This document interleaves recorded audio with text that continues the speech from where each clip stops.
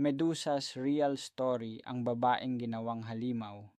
Hi mga idol, shout out muna sa mga taga-Tarlakenyo. Let's go! Alam natin si Medusa bilang isang halimaw na may buhok na ahas at sino mang tumingin sa kanya ay nagiging bato. Pero alam mo ba na hindi talaga siya kontrabida sa simula?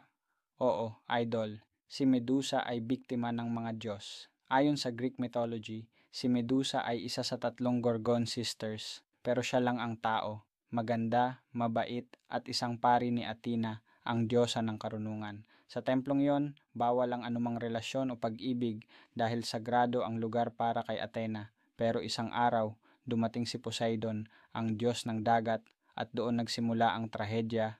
Si Poseidon ay nahumaling kay Medusa at sa loob mismo ng templo ni Athena, sinaktan at nilapastangan niya si Medusa laban sa kagustuhan ng babae.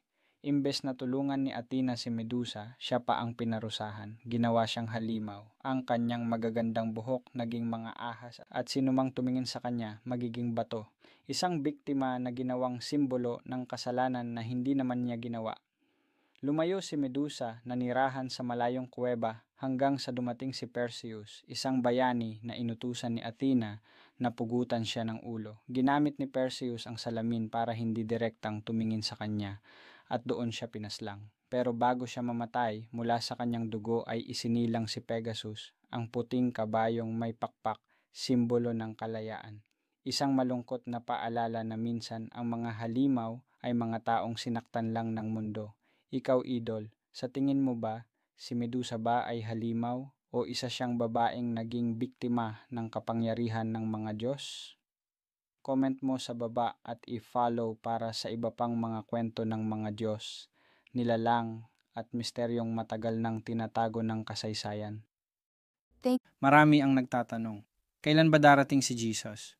Mula pa noon hanggang ngayon, paulit-ulit ang tanong na ito. May mga nagsasabing malapit na, ang iba na may nagtatakda ng araw. Pero ang totoo, walang sino mang nakakaalam kung kailan iyon mangyayari. Ang mas mahalagang tanong ay ito, handa ka na ba? Sabi ng Biblia, walang nakakaalam ng araw o oras kundi ang Ama lamang sa langit. Ngunit iniwan sa atin ni Jesus ang mga palatandaan. Magkakaroon ng lindol, kaguluhan, gutom at paglaganap ng kasamaan.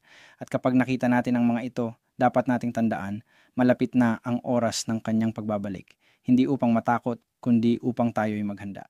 Ang paghahanda ay hindi sa pagtakbo o pagtatago, kundi sa pamumuhay ng matuwid. Kung araw-araw tayong gumagawa ng mabuti, marunong magpatawad, at may pusong tumutulong sa kapwa, iyon ang tunay na paghahanda. Hindi mo kailangang hulaan ang araw. Ang kailangan mo lang ay maging